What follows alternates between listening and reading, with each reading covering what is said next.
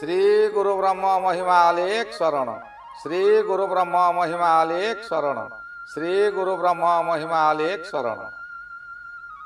गुरु कृपा YouTube channel तरफरु आपण मानकु स्वागत जनाई आरंभ करुछि 2026 मसीहा मार्च मासरे मेष ठारू मीन राशि पर्यंत 12 गोटी राशिर मासिक राशिफल। यही राशिफल आरंभ करने पूर्व आपण मानकु मोर विशेष अनुरोध, जो माने प्रथम करी आमर यही गुरु कृपा यूट्यूब चैनल को आसुछंती से माने गोटे सब्सक्राइब करी पाखरे आसुथिबा बेल आइकन को दबाई दियंतु, जहा द्वारा कि आमर जो समय रे वीडियो अपलोड हेब सर्वप्रथमे आपण मानक पाखरे पहुँची पारिबो। एइटारे आउ गोटे कथा कहि रखुची, जेउ मानकर बयस होई गलानी विवाह होई पारु नाही, बारंबार विवाह प्रस्ताव आसी भांगी जाउची, सेमानकर नाम, जन्म तारीख, जन्म समय और जन्म स्थान निम्न रे दिया जाइतिबा मेल आईडी रे प्रेरण करंतु, जहा द्वारा कि आम्भे गणना करी तार फलाफल जनाई देबु। जेउ मानकर चाकरी सकाशे बारंबार अप्लाई करी चाकरी हेई पारु नाही, सेमाने मध्य तांकर बायोडाटा पठांतु, आम्भे एठारे गणना करी तार प्रतिकार आपनको जनाई देबु। आसंतु एबे जानिबा 2026 मसीहा मार्च मासरे मेष राशिर मासिक राशिफल। 2026 मार्च मासटी मेष राशि पक्षे शुभ फल मिलिबो। मेष राशि रे रवि हेउचंती उच्च ग्रह। मासर 15 तारिख पर्यंत एकादश रे रवि महाग्रह भ्रमण करुछंती। 15 तारिख पर्यंत श्रेष्ठ फल देबे। आपण भाबुथिबा कार्यमान अति सुरुखुरु रे पूर्ण होइजिबो। कौनसी राजनैतिक व्यक्तिंक सहित साक्षात हेबो, तांको सहित बंधुत्व स्थापना करी अति निकटतर हेबे। जेउ कार्य आपण बहुदिनरु करि पारु नथिले से कार्य को तांको साहाय्य रे करि देई आपण खुशी हेबे और समस्तंकु चमकाई दे पारिबे। मध्य कौनसी अजणा स्थानरु मध्य किछि अर्थ मिली पारे। आपणकर व्यवसाय रे जदि पूर्वरु बाकी धार पड़ी व्यवसाय बंद प्राय होइतिला, एबे से व्यक्ति माने बाकिया अर्थ आपनको सुझी देबे, जहा द्वारा आपणक पाखरे प्रचुर अर्थ होइजिवो। बुद्धिमान व्यक्ति माने सेही अर्थ रे नूतन व्यवसाय आरंभ करी आगामी दिन सकाशे आशा भरोसा गच्छित करि पारिबे। रवि ग्रह व्यक्तिर मस्तक को बुझाए, एणु एही समय रे प्रखर बुद्धि खटाई बहु कार्य, जेउ कार्य की असाध्य थिला से कार्य को मध्य आपण साध्य करि पारिबे। रवि ग्रह कुंभ राशि रे मित्र ग्रह मंगल सहित अछंती। बुध सहित रही बुधादित्य जोग सृष्टि करुचंती, एणु शुभ फल अधिक मिलिबो। कौनसी स्थानरु उत्तराधिकारी हिसाब रे कौनसी संपत्तिर मालिकाना हेबे। यह मार्च मासर 15 तारिख पर्यंत रवि ग्रहर शुभ फल। रवि सहित मंगल ग्रह मध्य एकादश रे अछंती। यह कुंभ राशिर जोगकारक ग्रह। मंगल राशि हला कुंभ राशिर जोगकारक ग्रह, एणु मंगल ग्रह मेष राशिर अधिपति होइतिबारु बहुत शुभ फल देबे। मंगल ग्रह जेतेबेले मनुष्यर शुभ थाए से समय रे प्रत्येक कार्य रे विजय हासिल करे। शत्रु मानको परास्त करिवार समय मध्य एइटा। जेउ शत्रु माने आपणक पिछारे सर्वदा लागिछंती, सेमाने भय रे आपणको सपोर्ट करिवे। व्यवसाय केंद्र रे आपणकर बहु क्षति करुथिले, आपणको तली तलांत करि पकाइथिले। आपणकर व्यवसाय किपरि बंद हेब ताहार मध्य बंदोबस्त सेमाने करिथिले। ବିଭିନ୍ନ ପ୍ଲାନିଂ କରିଥିଲେ ସେମାନେ ସମସ୍ତ ପ୍ଲାନିଂ ତାଙ୍କର ଶେଷ ହୋଇଯିବ। ଆପଣଙ୍କର କୌଣସି କ୍ଷତି କରିପାରିବେ ନାହିଁ।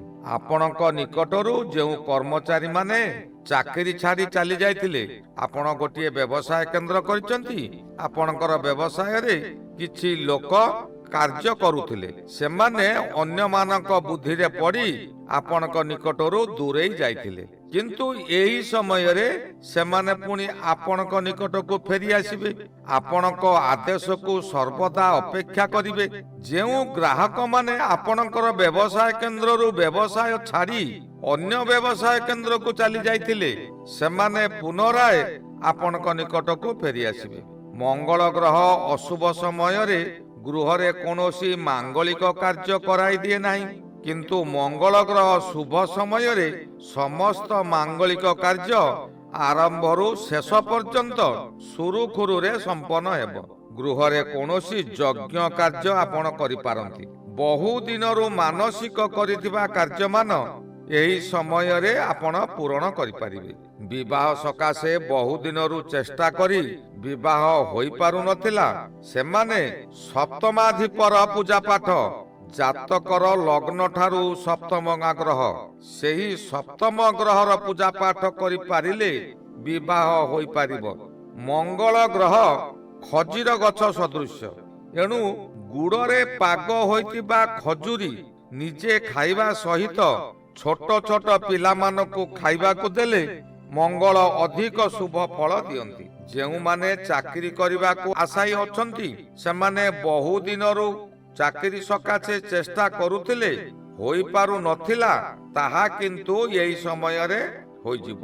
ନିଜ ଜନ୍ମ କୋଷ୍ଠୀରେ ମଙ୍ଗଳର ରାହୁ ସହିତ କୌଣସି ସମ୍ବନ୍ଧ ନଥାଏ। ଯଦି ସମ୍ବନ୍ଧ ଥାଏ ତେବେ ମଙ୍ଗଳର ପ୍ରତିକାର ବାଞ୍ଛନୀୟ। ଯଦି ସମ୍ବନ୍ଧ ନଥାଏ କୌଣସି ପ୍ରତିକାରର ଆବଶ୍ୟକତା ପଡ଼ିବ ନାହିଁ। ମଙ୍ଗଳ ହେଉଛନ୍ତି ରକ୍ତର ଗ୍ରହ। ଶରୀରରେ ଯେଉଁ ସମୟରେ ରକ୍ତ ଶୁଦ୍ଧ ଥିବ, ଶରୀରର ତେଜ ବୃଦ୍ଧି ହୁଏ। ଏହି ସମୟରେ ଶୁଦ୍ଧ ପରିଷ୍କାର ରକ୍ତ ପ୍ରବାହିତ ହେବ, ଯାହାଦ୍ୱାରା ଶରୀରର କାନ୍ତି ମଧ୍ୟ ବୃଦ୍ଧି ହେବ, ଶକ୍ତି ବୃଦ୍ଧି ହେବ। ପ୍ରତ୍ୟେକ କାର୍ଯ୍ୟରେ ଆଗକୁ ଯିବା ସକାଶେ ଆପଣଙ୍କ ମନ ଆଗକୁ ଯିବ। ଯେଉଁମାନେ ଚାକିରି କରିଛନ୍ତି, ସେମାନଙ୍କର କର୍ମ ଦକ୍ଷତା ଦେଖି ଉପରିସ୍ଥ ଅଫିସର ମାନେ ଆପଣଙ୍କ ଉପରେ ଖୁସି ରହିବେ। ଆପଣଙ୍କର ପ୍ରମୋଶନ ମଧ୍ୟ କରିଦେଇ ପାରନ୍ତି କିମ୍ବା ବେତନ ବୃଦ୍ଧି ହୋଇପାରେ। ବୁଧ ଗ୍ରହ ଏହି ସମୟରେ ଏକାଦଶରେ ଅଛନ୍ତି। 15 ତାରିଖ ପର୍ଯ୍ୟନ୍ତ ବୁଧାଦିତ୍ୟ ଯୋଗ। ଏହି ବୁଧାଦିତ୍ୟ ଯୋଗ ଅଧିକରୁ ଅଧିକ ଶୁଭ ଫଳ ମିଳିବ। ରବି ଗ୍ରହ ଶୁଭ, ବୁଧ ଗ୍ରହ ବି ଶୁଭ, ଏଣୁ ଏହି ସମୟରେ ଅଧିକରୁ ଅଧିକ ଶୁଭ ଫଳ ମିଳିବା ସ୍ୱାଭାବିକ। ବୁଧ ହେଉଛନ୍ତି ବୁଦ୍ଧିର ପ୍ରତୀକ, ଏଣୁ ଏହି ସମୟରେ ବିଭିନ୍ନ ପ୍ରକାର ବୁଦ୍ଧି ବାହାରିବ। ଗୋଟିଏ ସ୍ଥାନରେ ରହି ଏପରି କାମ କରିବେ, ଏକ ସଙ୍ଗରେ 3-4ଟା କାମ ଆପଣ କରିପାରିବେ। ଚାକିରି କରିଥିବା ବ୍ୟକ୍ତି ଚାକିରିର ସବୁ କାମ ଠିକ୍ ଠାକ୍ କରି କାର୍ଯ୍ୟ ତୁଲାଉଥିବା ସମୟରେ ଅନ୍ୟ ସ୍ଥାନରେ କୌଣସି ବ୍ୟବସାୟ ମଧ୍ୟ କରି ତାହାକୁ ଠିକ୍ ତୁଲାଇ ପାରିବେ। ବିଭିନ୍ନ ଦିଗରୁ ଅର୍ଥ ଆପଣଙ୍କ ନିକଟରେ ନଦୀ ବଢିର ପାଣି ପରି ମାଡ଼ି ଆସିବ। ମେଷ ରାଶିର ଅଧିପତି ମଙ୍ଗଳ ପୁଣି ରବିଙ୍କର ସିଂହାସନ ହୋଇଥିବାରୁ ମେଷ ରାଶି ବ୍ୟକ୍ତିମାନେ କ୍ଷଣକୋପୀ ହୋଇଥାନ୍ତି। ସାମାନ୍ୟ କଥାରେ ରାଗି ଯାଇ ନିଜର ଉପସ୍ଥିତି ଜାହିର କରନ୍ତି। ଶୁକ୍ର ଗ୍ରହ ମେଷ ରାଶି ସକାଶେ ଦ୍ୱାଦଶରେ ଗୋଚର ଭ୍ରମଣ କରୁଛନ୍ତି। ଦ୍ୱାଦଶ ଶୁକ୍ର ସବୁଠାରୁ ସୁଖ ପ୍ରଦାନ କରନ୍ତି, ପ୍ରତ୍ୟେକ କର୍ମରେ ଶୁଭ ଫଳ ଦିଅନ୍ତି। ଯେଉଁ ସମୟରେ ଦ୍ୱାଦଶରେ ଶୁକ୍ର ଗୋଚର ଭ୍ରମଣ କରନ୍ତି, ମନୁଷ୍ୟକୁ ପ୍ରତ୍ୟେକ କାର୍ଯ୍ୟରେ ସଫଳ କରାନ୍ତି, କେବଳ ଯୁଦ୍ଧ କାର୍ଯ୍ୟରେ ହରାଇ ଦେଇଥାନ୍ତି। ମନୁଷ୍ୟ ଶରୀରରେ ଶୁକ୍ରାଣୁ ନଥିଲେ ନଂପୁସୁକ ହୋଇଥାଏ। ଶୁକ୍ର ଶୁକ୍ରାଣୁର ଅଧିକାରୀ, ଏହା ପୁରୁଷ ଜାତକରେ ମନୁଷ୍ୟର ଶରୀର ତେଜ ବୃଦ୍ଧି କରାଇଥାଏ, ଦେହରେ ଶକ୍ତି ବୃଦ୍ଧି କରାଇଥାଏ, ଅଳ୍ପ କଥାରେ ଅନ୍ୟମାନଙ୍କୁ ଆକର୍ଷିତ କରିଥାଏ। ମୀନ ରାଶି ଶୁକ୍ରଙ୍କର ସିଂହାସନ, ଏଣୁ ଶୁକ୍ର ମୀନ ରାଶିରେ ରହି ବଳିୟାନ। ଏହି ସମୟରେ ଅଧିକ ନାରୀ ସୁଖ ମିଳିବ, ମନ ତହିଁରେ ଆଗେଇବ। বিভিন্ন ପ୍ରସାଧନ ସାମଗ୍ରୀ ମାନ ଖରିଦି କରିବେ ଓ ନିଜେ ବ୍ୟବହାର କରିବା ସହିତ ଅନ୍ୟମାନଙ୍କୁ ମଧ୍ୟ ଦେବେ। ପରିବାର ସୁଖ ଶାନ୍ତିରେ ରହିବେ। ଏହି ସମୟରେ ଅଧିକ ଶୁକ୍ର କ୍ଷୟ ହୋଇଯିବାରୁ ଆପଣ ଯେକୌଣସି ଯୁଦ୍ଧ କାର୍ଯ୍ୟରେ ଯିବେ ସେ କାର୍ଯ୍ୟରେ ହାରିଯିବେ। ମନରେ ଶକ୍ତି ପ୍ରବଳ ଥିବ କିନ୍ତୁ ଶରୀରରେ ଶକ୍ତି ରହିବ ନାହିଁ। ରାହୁ ଗ୍ରହ ଏହି ସମୟରେ ମଧ୍ୟ ଏକାଦଶରେ ଭ୍ରମଣ କରୁଛନ୍ତି। ଏକାଦଶ ରାହୁ ଅଧିକ ଶୁଭ ଫଳ ଦିଅନ୍ତି। ଯେଉଁ କାର୍ଯ୍ୟ ହେଉନଥିଲା ସେହି କାର୍ଯ୍ୟ ଆପଣଙ୍କର ସହଜରେ ପୂରଣ ହୋଇଯିବ। ଅବଶ୍ୟ ରାହୁ ଓ ରବି ଏକତ୍ର ଥିବାରୁ କିଛି କାର୍ଯ୍ୟରେ କିଛି ସମୟରେ ବ୍ୟାଘାତ ଘଟିବ। କୌଣସି ଯୁକ୍ତି ତର୍କ ଦ୍ୱାରା ଆପଣଙ୍କ ହାତରୁ କାମ ଚାଲି ଯାଇପାରେ। ଏହି ସମୟରେ ଆପଣ ଶାନ୍ତ ରହିବେ, ତେବେ ଜଗତ ଜିତା ହୋଇଯିବେ। ଗୋଚର ଫଳ ସବୁ ସମୟରେ ସମାନ ଫଳ ନଥାଏ। ଏହା କେଉଁ ମାସ ଶୁଭ ହେଉଥିଲେ କେଉଁ ମାସ ଅଶୁଭ ହୁଏ। ଏହି ମାର୍ଚ୍ଚ ମାସଟି ସାରା ଆପଣଙ୍କର ଶୁଭ ଫଳ ମିଳିବ। ଏହି ମାସରେ ଏକାଦଶରେ ଅଧିକାଂଶ ଗ୍ରହ ରହୁଛନ୍ତି। ଏକାଦଶ ଗୃହକୁ ଆୟ ଗୃହ ମଧ୍ୟ କୁହାଯାଏ। ଆୟ ମାନେ ଯେ ଖାଲି ଧନର ଆୟ ତାହା ନୁହେଁ। ଯିଏ ଯେଉଁ ପ୍ରକାରର ଆୟ ଚାହୁଁଥିବ ତାଙ୍କର ସେହିପରି ଆୟ ହେବ। ଯିଏ ଧନ ଚାହୁଁଥିବ ପ୍ରଚୁର ଧନ ମିଳିବ। ଯିଏ ଧର୍ମ ଚାହୁଁଥିବ ତାଙ୍କୁ ଧର୍ମ କାର୍ଯ୍ୟ ମିଳିବ। ସେ ଧର୍ମ ସଞ୍ଚୟ କରିପାରିବେ। ଧନ ହେଉଛି କ୍ଷଣସ୍ଥାୟୀ କିନ୍ତୁ ଧର୍ମ ଯୁଗ ଯୁଗକୁ ସ୍ଥାୟୀ। ମନୁଷ୍ୟ କର୍ମ କରେ ତାହାରି ଉପରେ ଫଳ ମିଳେ। ତାହାକୁ ଆମ ଶରୀରରେ ଥିବା ଚିତ୍ରଗୁପ୍ତ ଲିପିବଦ୍ଧ କରିଥାଏ। ସେହି ଚିତ୍ରଗୁପ୍ତର ମାଲିକ ହେଉଛନ୍ତି ଶନିଦେବ। ଶନିଦେବ ଦ୍ୱାଦଶରେ ରହି ସମସ୍ତ କାର୍ଯ୍ୟକୁ ଲିପିବଦ୍ଧ କରୁଛନ୍ତି। ଶନି ବିଳମ୍ବରେ ଫଳ ଦିଅନ୍ତି। ଦ୍ୱାଦଶ ଶନି ଲିପିବଦ୍ଧ କରି ଜନ୍ମ ଶନି ସମୟରେ ଫଳ ଦେବେ। ଆପଣ ଭାବିବେ ନାହିଁ ଯେ ମୁଁ ଏହି ସମୟରେ ତ ଏତେ କାର୍ଯ୍ୟ କରୁଛି, ଏ କାମ କରୁଛି, କାହିଁ ମୋର କିଛି ହେଉନାହିଁ। ନିଶ୍ଚିନ୍ତ ଫଳ ମିଳିବ। ସଂସାରରେ କୁହନ୍ତି ଜନ୍ମ ଶନି କଳାକନା ବୁଲାଇ ଦିଏ, କିନ୍ତୁ କିପରି ଆମରି କର୍ମର ଫଳ ସେ ଦିଏ। ଏଣୁ ସର୍ବଦା ସତ୍କର୍ମ କରନ୍ତୁ। କାହାରିକୁ ହୀନ ବୋଲି ଭାବନ୍ତୁ ନାହିଁ। କଳା ପିମ୍ପୁଡ଼ି କାମୁଡ଼ି ପାରନ୍ତି ନାହିଁ ସତ, କିନ୍ତୁ ସେ ଯେଉଁ ଖାଦ୍ୟରେ ମିଶିଯିବ ତାହା ଦୁର୍ଗନ୍ଧ ହେବ, ତାହାକୁ ଖାଇପାରିବେ ନାହିଁ। ହାତରେ ଲାଗିଲେ ମଧ୍ୟ ଭାରି ଦୁର୍ଗନ୍ଧ ହୁଏ। ପ୍ରଭୁ ସମସ୍ତଙ୍କୁ କିଛି ନା କିଛି ଆତ୍ମରକ୍ଷା ଶକ୍ତି ଯୋଗାଇଛନ୍ତି। ଏଣୁ ଆପଣ ସର୍ବଦା ସତ୍କର୍ମ କରନ୍ତୁ, ସତରେ ରୁହନ୍ତୁ। ଆପଣଙ୍କର ଏ ମାସଟି ଅତି ଶୁଭରେ ଯିବ। ଆଗାମୀ ସମୟ ସକାଶେ ମଧ୍ୟ କିଛି ଧର୍ମ ସଞ୍ଚୟ କରିପାରିବେ।